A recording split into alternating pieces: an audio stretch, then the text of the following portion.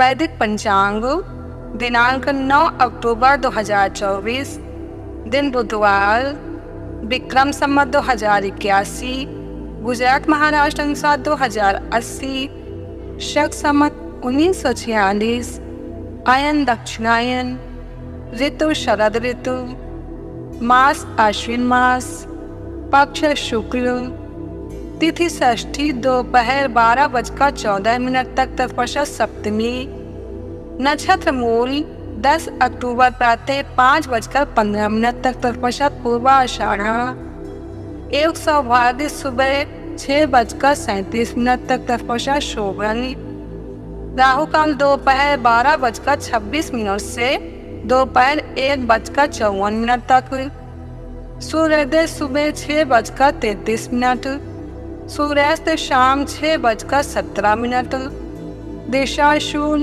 उत्तर दिशा में, व्रत पर्व विवरण, सरस्वती आवाहन, विशेष षष्ठी को नीम की पत्ती फल या दातुन मुंह में डालने से नीच योनियों की प्राप्ति होती है। ब्रह्मोत्सव ब्रह्मखंड। वैदिक पंचांग काम धंधे में सफलता एवं राजयोग के लिए।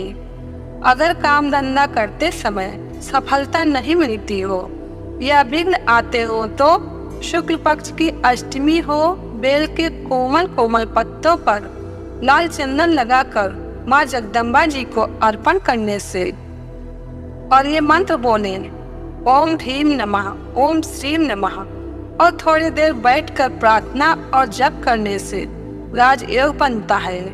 गुरु मंत्र का जप और कभी कभी ये प्रयोग करें, नवरात्रियों में तो खास करें। देवी भागवत में वेद व्यास जी ने बताया है। श्री सुरेशानंद जी। वैदिक पंचांग दुर्गा अष्टमी 11 अक्टूबर शुक्रवार को दुर्गा अष्टमी है। प्राचीन काल में दक्ष के यज्ञ का विध्वंस करने वाली महाभयानक भगवती भद्रकाली करोड़ों योगिनियों सहित अष्टमी तिथि को ही प्रकट हुई थी। नारद पुराण पूर्वाध अध्याय 117 अश्विनी शुक्ल पक्ष हेतु प्रोक्ता विप्र महाअष्टमी तत्र दुर्गार्चनम प्रोक्तम सर्वैरप्युपचार कहे उपवासम चैकभत्तम महाष्टम्याम विधायतु सर्वतो विभुवम प्राप्त मोदते देववंचिरम। आश्विन मास के शुक्ल पक्ष में जो अष्टमी आती है उसे महाअष्टमी कहा गया है। महाअष्टमी 11 अक्टूबर शुक्रवार को है।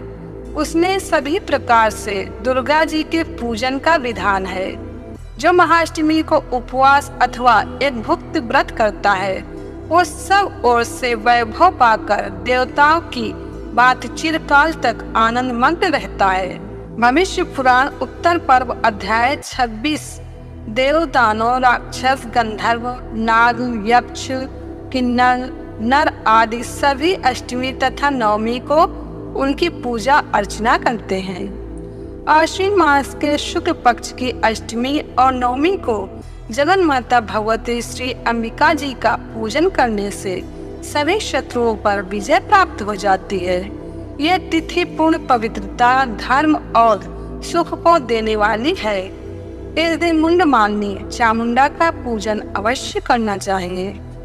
देवी भागवत पुराण पंचम स्कंद अष्टमी नवमी एवं चतुर्दशी को विशेष रूप से देवी पूजन करना चाहिए और इस अवसर पर ब्राह्मण भोजन भी कराना चाहिए।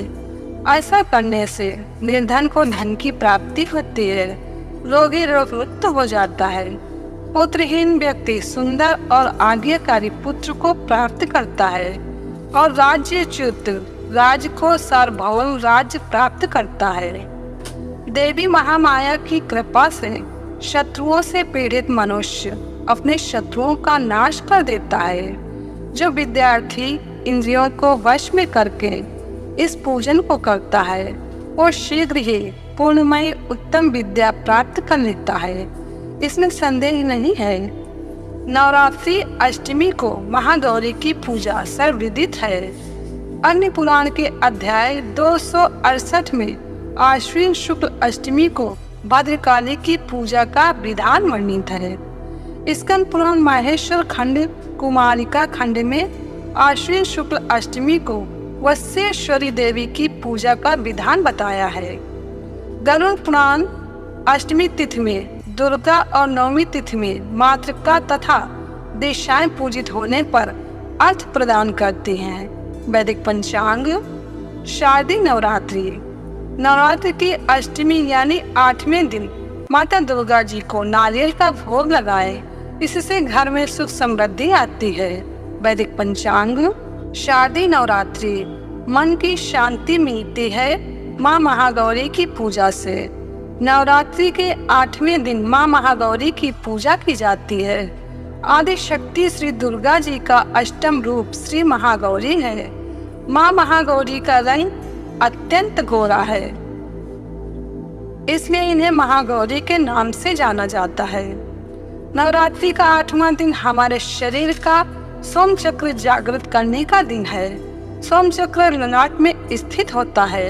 श्री महागौरी की आराधना से सोम चक्र जागृत हो जाता है और इस चक्र से संबंधित सभी शक्तियाँ श्रद्धालु को प्राप्त हो जाती हैं। माँ महागौरी के प्रसन्न होने पर भक्तों को सभी सुख स्वतः ही प्राप्त हो जाते हैं। साथ ही इनकी भक्ति से हमें मन की शांति भी मिलती है। वैदिक पंचांग। वैदिक पंचांग संपादक अंजनी बहन नीलेश ठाकर। वैदिक पंचांग प्रकाशित सूरत शहर गुजरात। वैदिक पंचांग।